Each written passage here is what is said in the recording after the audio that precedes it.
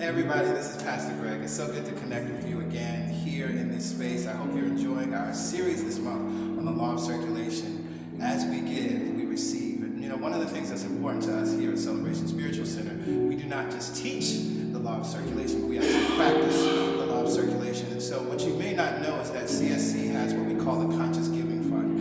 And each quarter, we pick an organization to donate to. And in times past, we've donated to the Prison Yoga Project.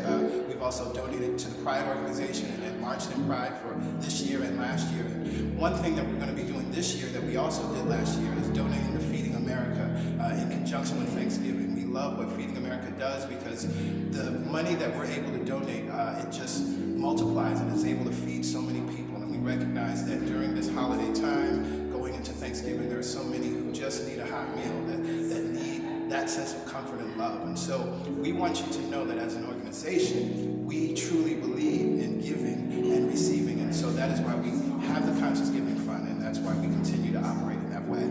So we're going to continue to go deeper into the law of circulation today. Let's get into the message. Yes. We say yes to it. We speak to the God within us, and we say yes to you right now. We speak to the God within us that is calling us forward, and we say yes to you right now. We speak to the greatness within us that is seeking to express itself. We say yes to it right now because we know the pain of no. We know the pain of repressing it. We know the pain of locking it away. No longer will we live in that pain. We will live in the yes. We will live in the yes. Oh, yeah. Yeah. Oh, we just say yes. It feels so good to say yes after so many years of saying no. It feels good to say yes right now. Oh, yes. We got to leave that alone. We won't let that go. We got to leave it alone. Oh my God, it feels so good to say yes. Good morning, Celebration Spiritual Center. How are we all feeling? Hopefully just a little bit better. Beautiful, beautiful. Well, it is so good to see you. It is so good to have you here always. And thank you, Pastor Yolanda, for ministering that powerful, powerful song for us today. So our series this month is on the law of circulation. The law of circulation simply says, as we give, we receive. As we receive, we give. In the first week, our topic was source or resource. I believe that we can't really talk about giving until we understand sort of the foundation, that many times we have confused the channels, the pathways, the systems that are used to bring about our financial good, our jobs or certain paychecks or dividends from investments. And then when those things move or go away or shift or change, we freak out. But those were the resources, not the source. The source uses all of those things. But when we recognize that the source is stable, that the source never changes, and that the source will use any and every means, the path of least resistance, as Abraham would say, to bring forth our good, then we don't necessarily need to worry when the resources start to change. Last week, the topic was stop tithing, start giving. Recognizing that tithing is actually a legalistic form of giving. That tithing is actually rooted in this idea of shame and blame. That if we're not tithing, then as the book of Malachi says, then we're robbing God by not tithing. But what we understand is that if we give, it's about the posture in which we give. It's not about giving 10% or 5% or 90% as Warren Buffett does, right? It's about the vibration that we're bringing to our giving. That's what makes the difference. That's then why giving brings about so many blessings. And so we've talked a lot about giving in the first 2 weeks, and I knew that it was important. There's two sides to circulation. As we give, we talked about giving, we receive. So it's not just about encouraging you to give out money to a spiritual organization, CSC, or some other place, but it's actually also recognizing that receiving is a part of this, right? And so today's topic is the art of receiving. And I was reminded, I referenced this message last week, that last November I preached a message, The Mystery of Giving. And in that I talked about the idea of it is more blessed to give than receive. And why is that? Now, normally we think that it's more blessed to give than receive, or we've heard that because it sounds like that's a virtue. Like giving is a virtue. That's the good thing to do, and that's what's honored, right? But what I talked about in that message is actually the reason why it's more blessed to give than receive is because you have to have something to give. You have to have something to give in order to give. And so the blessing is recognizing that you have. So when you have, you recognize you're blessed, then you can give. So that's why the idea of it being more blessed. It's not that you're special. It's not that you're doing something good. It's not that you're pleasing God or pleasing some other Santa Claus version of God that you might that you might have heard about. It has nothing to do with that. It simply means that you cannot give unless you have something. And that's the blessing, right? But again, it's more blessed to give than receive, and we hear that, but I want to know more about receiving. And so I took this one little piece on the law of circulation that I want to share with you. The law of circulation states that all things in the universe are always flowing in circulation, but at an ever-expanding rate. What you give to one person, you will receive from a different source. So you don't have to give with the expectation of receiving back from the same person you give to, but knowing that it will definitely come back to you multiplied from other sources. It works according to the law of cause and effect, where the universe always mirrors back to you whatever you do. Interesting, right? So again, we're talking about giving and receiving and recognizing that as we give, we should always expect to receive back. But so often, if I give you $5 for lunch, I guess you can't buy lunch for $5 these days, $10 for lunch, right? I shouldn't necessarily expect that $10 to come back to me from that person that I gave it to. But I know that $10 will show up when I need it, or maybe it's not even about $10. Maybe it's something else that I need that shows up. But what became interesting to me, again, as we're thinking about giving and we understand, I'm sure everybody in the room feels like they're a good giver in different ways, right? We give to our families, we give to our jobs. We know how to give. Is that true? We definitely know how to give, right? But how do we receive? And what is that about? Is it just sitting around and waiting, or do we have to go and demand it and go take it from somebody? Like, how does that work, right? And so this is why I wanted to talk about the art of receiving. And the first thing that we have to understand about the art of receiving, in order to get into the posture of receiving, what that actually requires us to do is to move into our feminine aspect. And I love to talk about the spiritual ideas behind the masculine and feminine. The masculine is the giving posture. When we're giving, we're in the masculine, right? When we're receiving, we now move into the feminine. And so I wanted to talk a little bit about the feminine traits. And I want to take this from looking at the zodiac and looking at astrology. Beautiful, we have 12 months, we have 12 sun signs. 6 of them are male, 6 of them are female. And the 6 traits for the female traits of the zodiac are this: I have, I feel, I analyze, I desire, I use, and I believe. And so what's interesting is that when we're talking about receiving, we actually have to move into this posture. Now, I have takes us back to what we just talked about, it's more blessed to give than receive. You actually have to recognize that you have something. And so even as you're giving from the expectation that this supply that I'm giving from is unlimited, that there's more where this came from. That's my favorite mantra right now. So as I'm circulating money, wherever I'm spending, whatever I'm doing, I say there's more where this came from. I spend, I'm in my masculine. I say there's more where this came from. I'm now in my feminine. I have. I feel. I feel is interesting because this goes back to what we talk about in terms of thoughts creating things. That it has to be a thought with emotion. That if I'm just thinking, which is masculine, Gemini, if I'm just thinking, that's not necessarily going to produce something. But when I add the Cancer, I feel, the emotion to it, right? That's also about my expectation, my desire or belief. Now, Virgo is I analyze, and what's interesting about that, I think sometimes, I don't know if we have any Virgos in the house, but sometimes Virgos are misunderstood as being critical, right, with the idea of analyzing. That's not what it is, and I want to just break down this analyze piece for a second. Analyze, to examine critically so as to bring out the essential elements or give the essence of, and I like the second part, to examine carefully and in detail so as to identify causes, key factors, possible results. And I like the idea that it takes you to the idea of the cause. Because what we recognize and understand that, as I just read earlier about the law of cause and effect, that actually we have to always keep our mind on the cause and look back to cause, because we can get so caught up in the effects, how things play out in the world, and miss the source versus the resource. So when you get to the I analyze part, the feminine is looking back to the cause, recognizing that there's something behind all of this, and that's where I put my attention. Beautiful. And so then again, I desire. We talked about expectation, thought with emotion, plus our expectation, which is our desire or belief. We have to move into the feminine again. I desire. I use.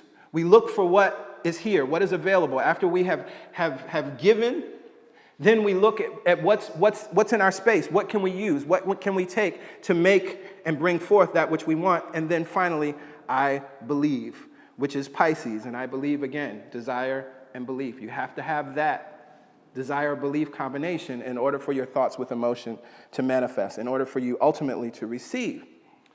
So when we think about receiving, I want to offer a couple of things that I think are interesting that we don't often think about. Because again, as we're giving of our finances, generally speaking, if we give money, we're giving it because we want more money.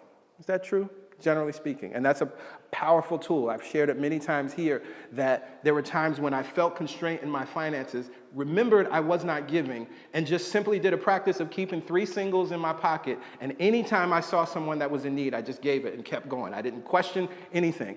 And it opened my finances back up, right? So I have a question. How many people are able to accept or receive compliments?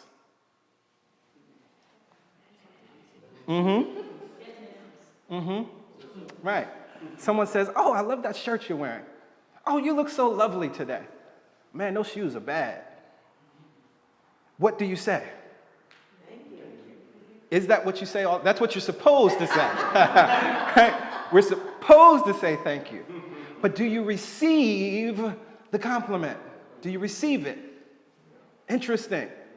And so what's interesting is we're out here in the world in our masculine giving, but then we don't move into our feminine of saying, "Oh, thank you so much. I receive that," right? And what's interesting about that is many times we can get frustrated because we're like, "Okay, Pastor Greg is talking about this law of circulation, and I've been circulating here and there and everywhere, but it's not circulating back to me." And so this is why the art of receiving, we have to understand that we always have the opportunity to receive. So just as simple as someone offering a compliment, if you're unable to receive that, you're stopping the flow of circulation, even in that moment. So I encourage you even now to just think about it, that when someone is offering you a compliment, they're giving to you in that moment. And every person in your life is a representation of the source, is a representation of the universe, right? Here's another one, receiving gifts. How many people feel that if you're out to lunch with a friend, you're out to brunch, you may go out to brunch today, and your friend offers to pay for it, how many of you feel that it's right to say, "Oh no, I'll pay for it"? Anybody ever done that? I'm raising my hand. Can you recognize in this moment that you're blocking circulation when you say no to the universe represented as your friend? Sit with that for a second. See, this is the art of receiving. This is the art, right? Because the universe is always giving back to us. By law, it must be. As you give, you shall receive. But are you blocking that which is coming forward, right? It's interesting, in this reading, it says this, that when you refuse a gift from anyone, you are not only blocking the flow of abundance in your life, but you are also blocking the flow of abundance in the giver's life. Hear that. Right? Because we're talking about a circle. We're talking about a cycle. They're operating in the law of circulation. They recognize, as I give, I receive. I want to give to you right now. Let me give to you. Let me give to you. I know people like that. They're amazing to me. They look for places to give because they know if I give, it's coming back to me. As the scripture says, pressed down, shaken together, running over. You won't have room to receive it. I want to give to you. Like, here, now just run away. You know what I'm saying? It's powerful. But how often have we even blocked our own loved ones from the flow as we were blocking ourselves? Interesting. So we have the opportunity, if we think about the art of receiving, to treat every gift like it's a gift from the universe. Everything that comes, treat it like it's a gift from the universe. Every compliment, right? And you know, I might get in hot water for talking about this, but I'm going to. Now, there was a video that had been posted over the past few weeks about this woman that was being catcalled in the streets of New York. I'm sure many have seen it, right? And I said I wasn't going to speak on it. I didn't comment. I didn't post anything. But in this context, I think it's important. First of all, what I know to be true, and we're talking about spiritual law, metaphysical, universal law and principle, right? That only that which we expect can we attract. Yes. So the video was made with an expectation to find catcallers, and so it was, right? That's just the truth, right? But what I find is interesting is we look at this idea of treat every gift like it's a gift from the universe. If, and just if, and ladies, you do not have to agree with me. You don't. It's cool, right? But if, when the first man says, oh, you look good, good morning, if you just say thank you, just receive that in that vibration, recognizing that he is a representation of the universe, and keep it moving, I guarantee that your experience will be different than the experience of that young woman in the video. Treat every gift like it's a gift from the universe. But there's a question, right? What about gifts you don't want, right? What about gifts that you know have ulterior motives, right? If you know that they have ulterior motives, you don't have to accept it, right? That's the vibration that it's in. You know that, right? But we have to be careful and mindful as we understand this cycle. What's even true is that you could still receive the gift. You could re-gift it, right? You could just not use it, but what you're doing is you're not blocking it. And this is about resistance. I love Abraham, I think, speaks about this in kind of the best way, understanding that you can't talk about what you want and what you don't want at the same time, that the universe is actually inclusive. And so anytime that you push against even the unwanted attention of crazy men on the street, right? Even pushing against that includes it in your vibration because you're focusing on it, right? And so that's why this idea of treating every gift as if it's a gift from the universe is really powerful. And then what you do is you actually diminish the power of that thing that seemed to be bad, that seemed to be unwanted. Sit with it for a while. Again, you don't have to agree with me, and everyone who's watching, you don't have to agree with me. But sit with it because it's principle. So I had another thought when we think about receiving, because, you know, I think it's good, it's cool, and I hope you had some aha moment there thinking about compliments. Oh, wow, yeah, sometimes I don't receive compliments, and I recognize that I'm blocking the flow of circulation, or gifts, right? Something like somebody wanting to pay the bill, or those small things. And again, we've been raised to believe that it's good to say no. Somehow that's the virtuous thing to do. It's good not to receive. But the art of receiving says different. So as I was thinking more about that, I thought about this idea, and I'm sure many of you are familiar with it, that many times if we're experiencing a lot of debt in our lives, it may be because of unforgiveness. That what we're mirroring in our lives is we feel that someone owes us something. Someone is indebted to us. And so that shows up in our lives as a mountain of debt. Anyone familiar with that idea? It's a powerful idea and absolutely on point, right? And so that's something to think about when we're thinking about receiving. That maybe we've been blocking our financial flow because we feel that somebody owes us something, somebody wronged us, we're waiting for an apology from someone. But if we get into the posture of forgiveness, we can actually move and open up those channels, clear out those channels, and the universe can begin to circulate back to us. If you need support in that, I absolutely recommend Colin Tipping's Radical Forgiveness, right? That's just it. That's the book. It's powerful, right? But for me personally, that never, although I understood it, it wasn't the thing that spoke to me. I did my forgiveness work, and I had forgiveness work to do, but it didn't really change anything for me financially. And I didn't know why. I figured, maybe I'm not doing it well. I don't know, what it may be. And then an awareness has come to me about another idea of receiving and indebtedness.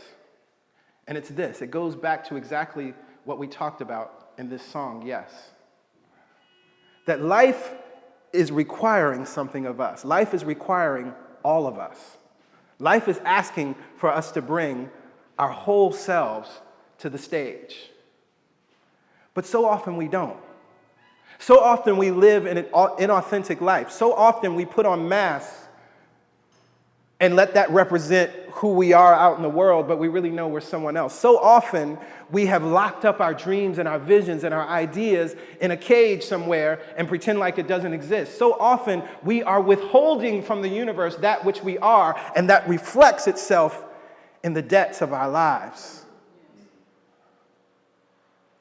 That was something that began to speak to me in such a more powerful way, and I have made a decision and continue to make a daily decision to live and express all that I am. I am fearlessly willing to be all that I am. Fearlessly willing. Because so often, so long in my life, I was afraid to be all that I was. I was afraid to outshine somebody. I was afraid of what they may think. I was afraid of what he may think, she may think, all of these things. But now I recognize that that was then reflected in the financial debt that I was holding, because I had a debt to the universe. Because the universe kept saying to me, there is more that I require of you. I've heard my entire life from the time I was as small as Stella is. There's something within you. There's something for you to express. There is something that you're supposed to do. You know, growing up in the church, the pastor said, God's got his hands on that boy. You know, that's what they would say, right? I didn't know what that meant. But it planted a seed of knowing that there was something within me that was trying to be expressed. There was something within me that was going to express itself.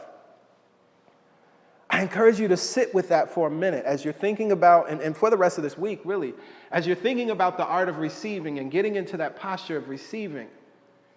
It requires us to be able and to be willing to also express all that we are. To remove any debts, whether it's unforgiveness that we're holding on to, or if it's the debt of smallness. If it's the debt of repressing ourselves, if it's the debt of inauthenticity.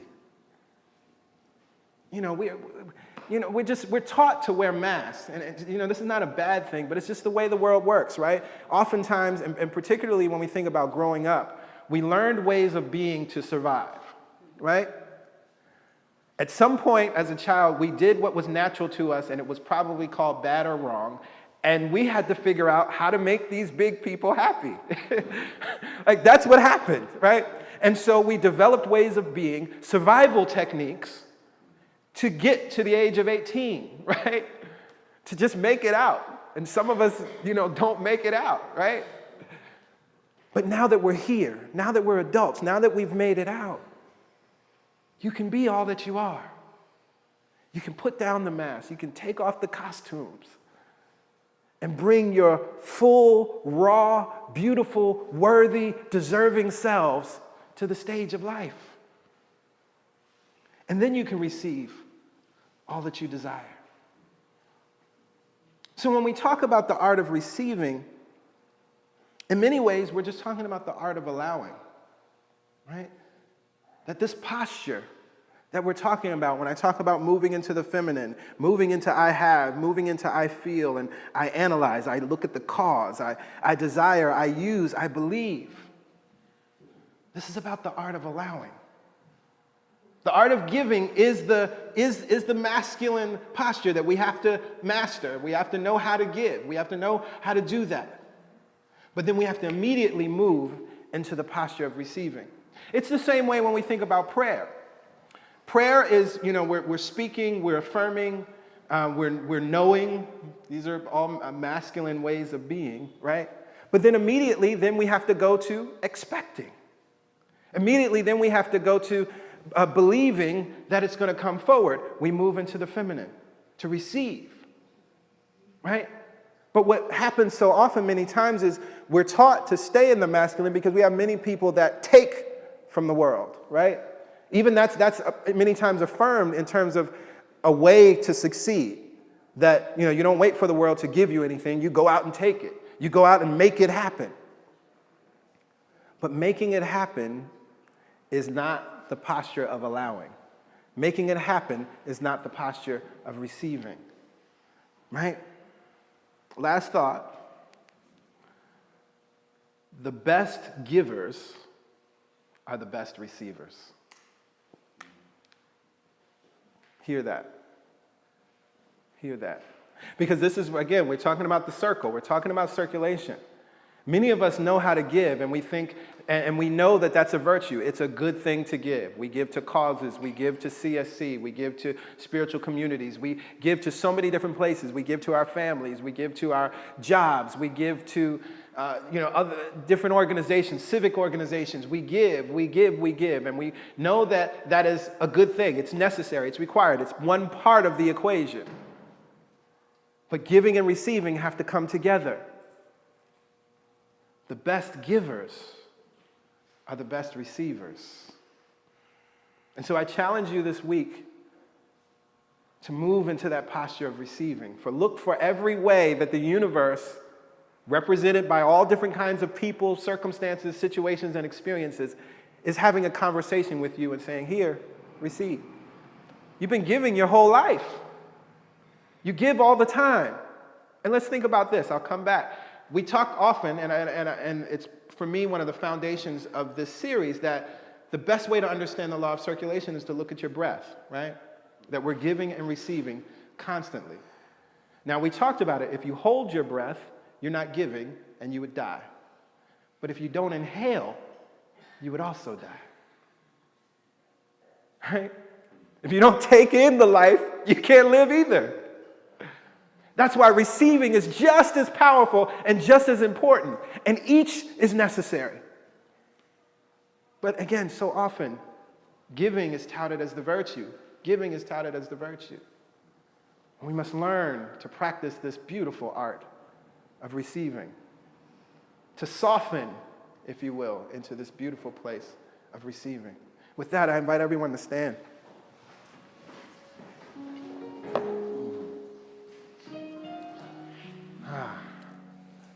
There is so much more that the universe, that God in us requires of us. Not requiring in the sense of a legalistic list of things to do, but simply that which has been placed in us, that which we are. It just wants that. It just wants the real you, that's all. And at any point that we live an inauthentic life, life is going to call us on it. How does that look? Painful situations. Situations and experiences at work that don't feel good and you don't know why. Right? Situations in relationships that don't feel good and you don't know why. Right? Why that person that is out there in the world doing things and living their life in a powerful way, why it annoys you? Because that's an expression of there is more that is required of you. That you actually recognize that there's something within you that you're supposed to be doing. I use that word "supposed" lightly. That you're not doing. And so the person that's out there without the mask and without the costumes and living authentically and just living their life, it gets on your nerves. That's what happens when we don't say yes to this voice that is always calling more. Always telling us to look up to the next plateau on this mountain of our lives. To look up to this next adventure.